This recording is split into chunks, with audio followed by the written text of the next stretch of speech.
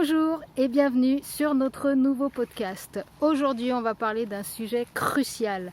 Comment savoir dire non sans se sentir coupable et avec un petit peu d'humour en prime. Allez, c'est parti!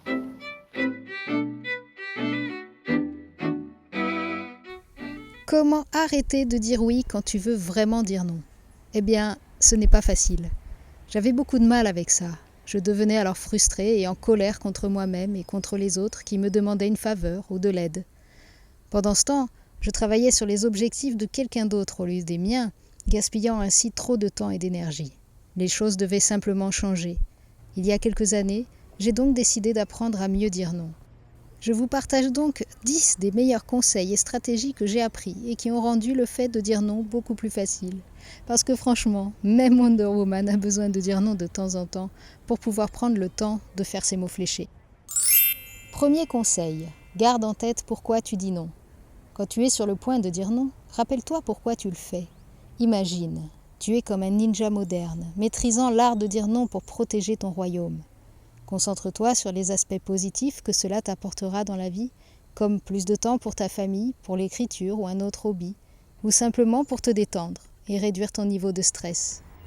Car tu dois dire non à certaines choses pour pouvoir dire oui à ce que tu veux vraiment dans ta vie. Cette motivation positive t'aidera à tenir ta décision même si c'est difficile.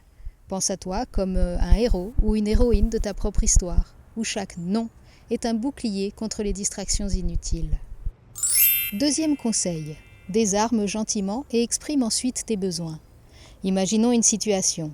Quelqu'un demande un service à Julie. Julie a tendance à dire oui à tout le monde et tout le temps, mais elle apprend à dire non, et on va voir comment elle s'y prend.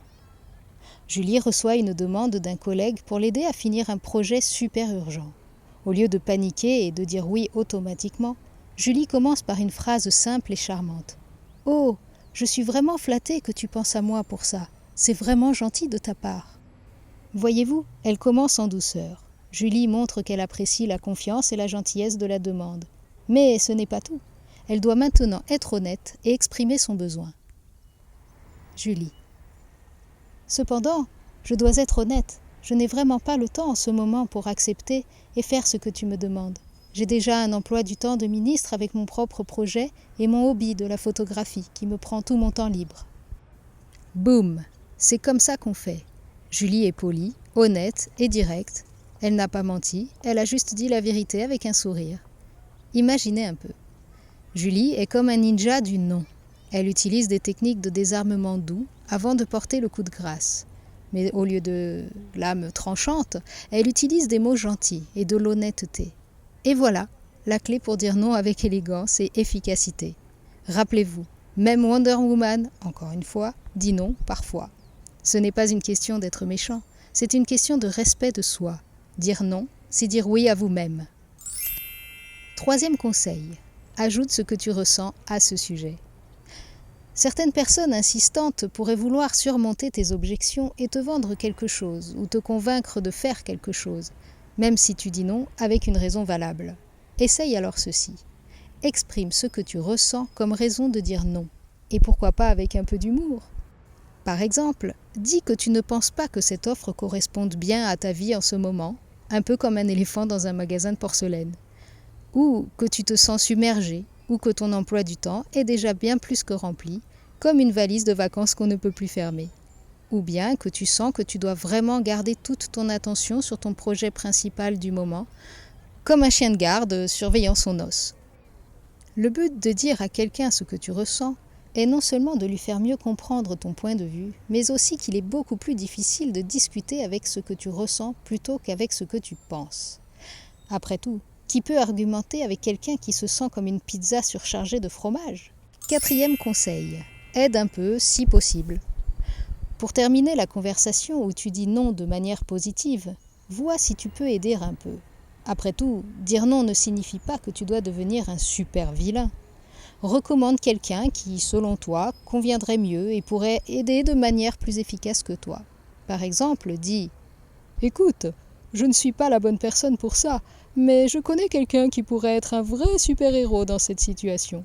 Je fais cela assez souvent quand un lecteur ou quelqu'un dans ma vie a besoin d'une aide que je ne peux pas fournir ou de connaissances que je n'ai pas.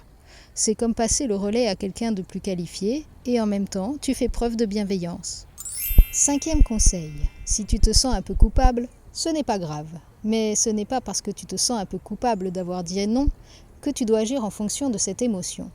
Contente-toi de l'accepter, comme on accepte ce dernier morceau de gâteau qu'on sait qu'on ne devrait pas manger, mais qu'on mange quand même. Lorsque tu acceptes cette émotion et lui permets simplement d'exister, après un petit moment, elle commencera à perdre de son intensité et à devenir de plus en plus petite. Un peu comme un ballon de baudruche qui se dégonfle lentement. Et ainsi, tu pourras passer à autre chose. Parce que franchement, qui a le temps de s'attarder sur la culpabilité quand il y a des séries et des pizzas à commander ? 6e conseil, réalise simplement que tu ne peux pas plaire à tout le monde. Le fait est qu'avec certaines personnes, tu ne peux tout simplement pas gagner. Elles ne seront jamais satisfaites, peu importe ce que tu fais. Même si tu leur offrais un billet pour un tour du monde en première classe, elles trouveraient à redire sur le coussin. Parce que ça ne te concerne pas vraiment, ça les concerne eux. Ça peut être à cause de leur mariage malheureux ou de soucis d'argent, ou parce qu'elles ont un animal malade, qu'ils sont fatigués de leur travail ou qu'ils n'ont tout simplement pas une bonne alchimie avec toi. Peut-être que ces personnes sont juste jalouses de tes super pouvoirs de ninja du nom. Réaliser cela et comprendre que tu ne peux pas plaire à tout le monde, même si tu dis oui à chaque fois, peut t'aider à arrêter de vouloir constamment faire plaisir à tout le monde et à commencer à te concentrer davantage sur ce que toi, au fond de toi, tu veux vraiment dire oui ou non. 7e conseil, améliore ton estime de soi. Si tu ne te valorises pas, tu ne valoriseras pas beaucoup ton temps non plus. Et soyons honnêtes, ton temps est précieux.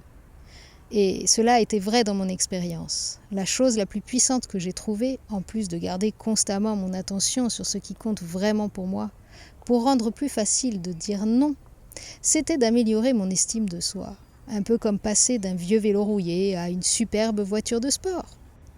Avec une meilleure estime de soi, le temps et l'énergie que j'ai sont devenus beaucoup plus précieux pour moi et je ne veux pas les gaspiller.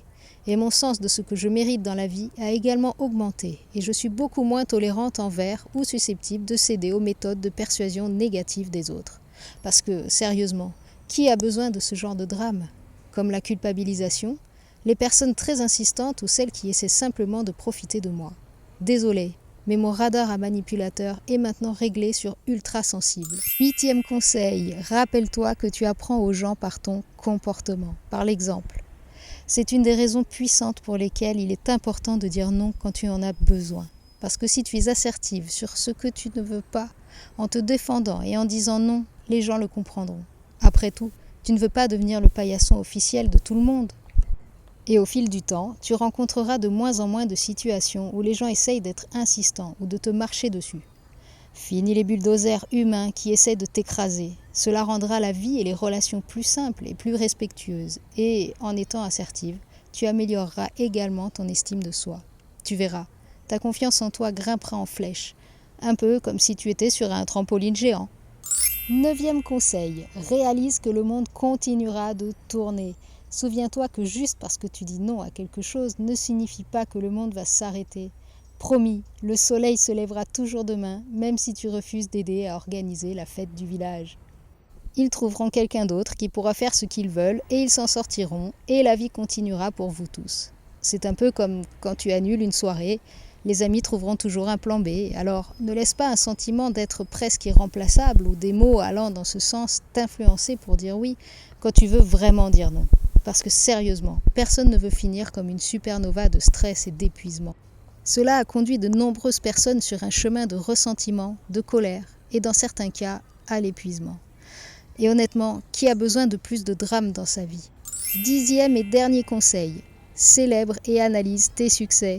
Tu ne pourras peut-être pas dire non à tout ce à quoi tu voudrais dire non pendant ta semaine ou ton mois, même si tu utilises plusieurs des conseils de cet article. Ne te concentre pas trop sur ces situations, cela ne ferait que diminuer ton estime de soi et ta motivation à cultiver l'habitude de dire non. Apprends ce que tu peux de ces expériences et passe à autre chose. Peut-être avec un petit sourire en coin, comme si tu avais découvert un secret de ninja. Concentre-toi surtout sur tes réussites. Tu as peut-être dit non de petite façon ou une ou deux fois cette semaine. C'est quand même quelque chose de nouveau et de formidable dans ta vie, alors sens-toi bien à ce sujet. Félicite-toi et célèbre d'une manière ou d'une autre ce que tu as accompli et comment tu as grandi en tant que personne. Offre-toi une danse de la victoire dans ton salon, même si ton chat te regarde bizarrement. Et réfléchis un peu à ce qui s'est bien passé dans ces interactions et à ce que tu peux en apprendre pour l'avenir. Et répète pour obtenir le résultat souhaité. Parce qu'après tout, la pratique rend parfait et même les Jedi ont dû s'entraîner pour maîtriser la force du non. Voilà, c'est tout pour aujourd'hui. J'espère que ces 10 conseils vous aideront à dire non avec plus de facilité et un peu plus d'humour. N'oubliez pas, dire non, c'est dire oui à vous-même. Merci d'avoir écouté et à la prochaine fois.